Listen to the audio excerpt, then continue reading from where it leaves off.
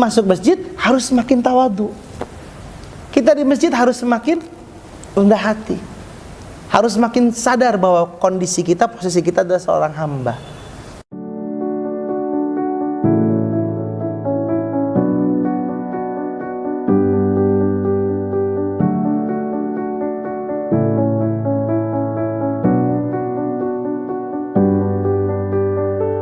Ada yang menarik ketika Allah mengeluarkan redaksi masjid.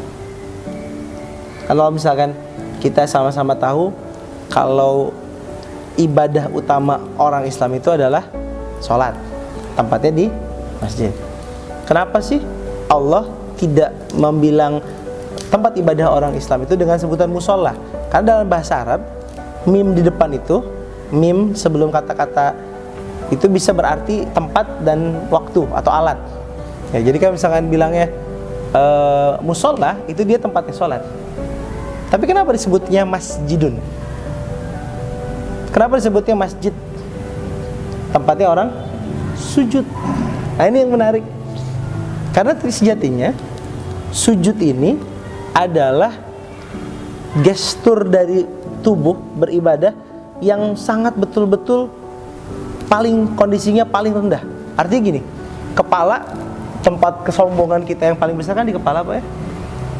Kalau orang megang kepala kita dikemplang gitu, wah, itu mau berantem kayak gimana pun kita ladenin. Kepala yang kita hargai selama ini taruh tempat peci, ditaruh apa segala macam. Ketika sujud, kita taruh di atas sejadah yang levelnya sama dengan kaki. Bahkan kalau kita ada di sop 2 dan 3, kepala kita tuh di belakang pantat orang. Mau dia presiden, mau dia menteri, mau dia itu, kalau dia terlambat sholatnya, duduk ke sholatnya di belakang. Artinya apa? Sujud ini adalah bagaimana gestur tubuh menunjukkan bahwasanya kita ini adalah hamba yang paling rendah. Bahkan bacaan kita dalam sujud adalah Subhana Rabbiyal, Maha Suci Allah, Tuhan yang paling tinggi. Kalau ala itu artinya di atas, kalau a'la artinya tidak ada lagi di atasnya, paling tinggi. Nah, kalau kita lihat sujud ini menarik sekali. Ya, ceritanya Nabi Adam diciptakan, mengundang pro kontra di surga ketika itu. Malaikat protes kan ketika Allah bilang saya akan menciptakan manusia. Di Al-Baqarah ayat 30. Ini jailun fil ardi khalifah. Kata mereka, kata malaikat, ataj'alu fiha mayufsidu fiha wa yasfikud dima. Apakah engkau akan membuat makhluk yang hanya akan merusak dan menumpahkan darah?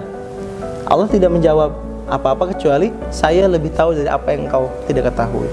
Dibikin manusia, dan ketika Adam diajarkan nama-nama, perintah awal adalah sujudlah sama Adam. Semuanya bisa sujud kecuali satu makhluk bernama iblis. Kenapa iblis tidak mau sujud? Karena iblis merasa lebih baik dari Adam. Kata kuncinya adalah, kata kunci yang menolak, membuat iblis menolak untuk sujud itu adalah kata-kata istakbaro. Istakbaro ini kan bahasanya aba wastakbar, menolak dan merasa lebih besar. Nah, takabur ini adalah merasa posisinya lebih baik dan menganggap orang lain lebih rendah.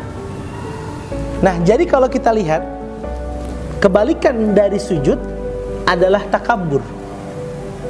Kebalikan dari sujud adalah merasa lebih baik. Kalaulah masjid ini adalah tempat orang untuk bersujud, maka output terbaiknya adalah orang-orang yang ada di masjid, orang-orang yang tinggal di masjid, orang-orang yang memakmurkan masjid.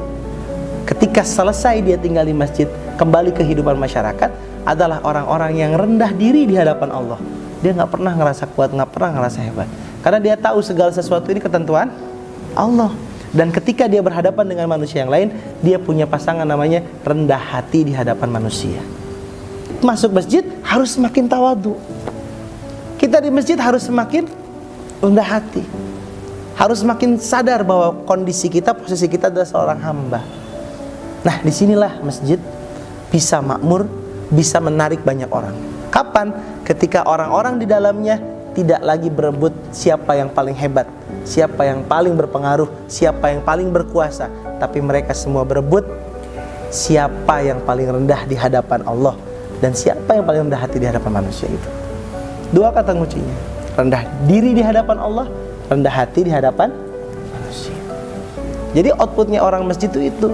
Kalau disebut orang ormas, orang masjid apa? Bukan mereka yang hebat, wah masjid aku bisa gini, masjid aku bisa gitu, enggak. Tapi yang mau belajar, mau memperbaiki diri, tidak pernah merasa puas, mau dikasih masukan, tidak berebut pengaruh. Karena dia yakin tugas dia di sini bukan untuk membahagiakan manusia. Dia ada di masjid, dia mau melakukan masjid murni, semuanya hanya untuk mencari ridhonya Allah. Dan dimensi makmurkan masjid ini adalah dimensi iman. Karena perintahnya adalah perintah untuk orang yang beriman. Artinya apa? Kalau Allah sudah merintahkan sesuatu dengan dimensi iman, disitulah kita tidak pakai logika.